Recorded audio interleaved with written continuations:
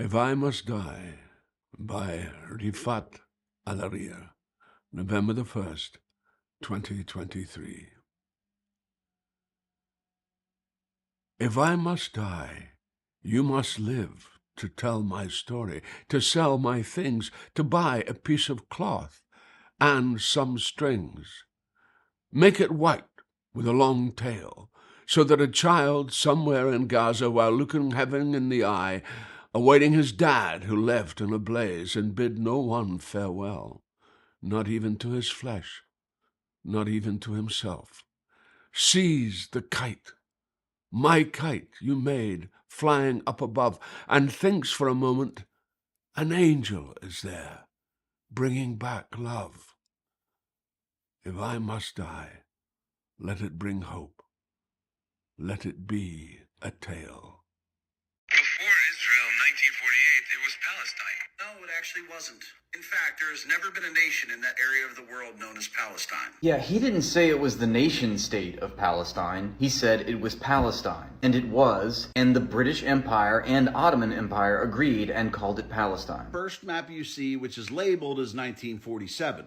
The first lie it shows you on this map is it calls it Palestine. It wasn't called that. Even the guy who birthed the idea of Israel called it Palestine. I would have thought above all things that this boomer, older millennial, would have spent enough time on this earth to understand that there are different ways to settle a piece of land, and not all of them conform to the Western idea of a nation state. The concept of countries themselves, like we know of them today, didn't even formalize until the 18th century. Furthermore, a territory or region full of people that did not formalize themselves into the concept of a nation state or country is not justification that they should be violently colonized. But as all good and faithful empire apologists do, they justify imperialism using imperial laws and imperial logic. Before 1948, the British Empire referred to Palestine as Palestine. Its legal formal name was the British Mandate of Palestine, but it was still Palestine. Whether it was during the Ottoman Empire or the British Empire, it was the same people settling the land. Well, it was an area of land that they ruled, and it was known as the British Empire. And the first time it was ever divided up and tried to make into a nation,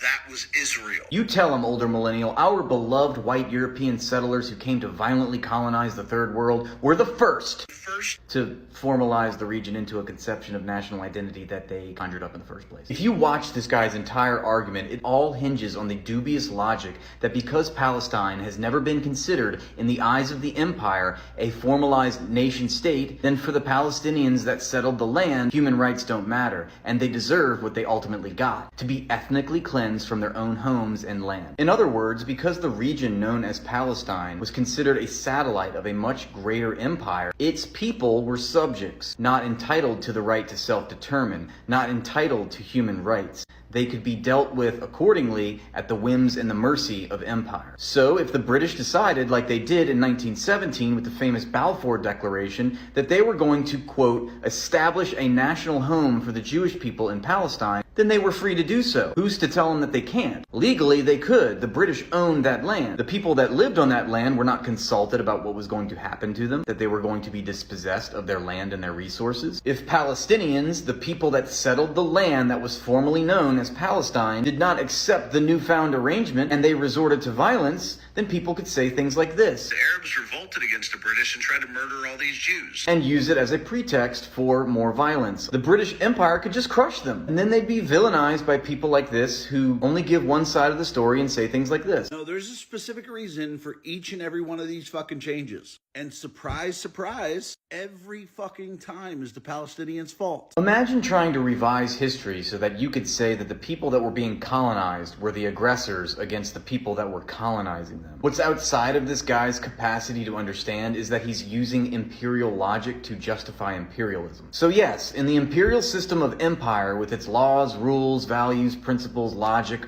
all designed to serve the interests of power, legally, Palestine was not a nation state. But whether Whether Palestine is considered a Western-oriented nation-state or an informal territory of people is of no consequence. The same people were living on that land, despite what you call it. You can call it Zimbabwe or Djibouti, whatever. The same people were living on that land, and they didn't deserve to have their land violently dispossessed by colonial settlers of a larger empire that treated them like subjects. The fact is, the people that settled in the region of the world known as Palestine did not deserve to be ethnically cleansed. This is not a complex issue. It is about human rights. Ceasefire now! Save the children of Gaza! We're standing up for our interests and values, not shrinking back. Not in the face of Russia's aggression against Ukraine. Not in the face of an intensifying strategic competition in the Indo-Pacific and around the world. If the witness will suspend, and I ask that everyone again respect this hearing, we will suspend until the room is cleared. It's calling for a ceasefire. Shame on you all. Our diplomacy, our development must work hand in hand. Committee will suspend, and again, I appreciate that people feel passionately about these issues. I would ask that you respect our witnesses and our committee members and allow the American people to hear their testimony. Come on, I'm an Army colonel, I'm a former diplomat, I resigned on that war in Iraq that you talked about. That was a terrible thing.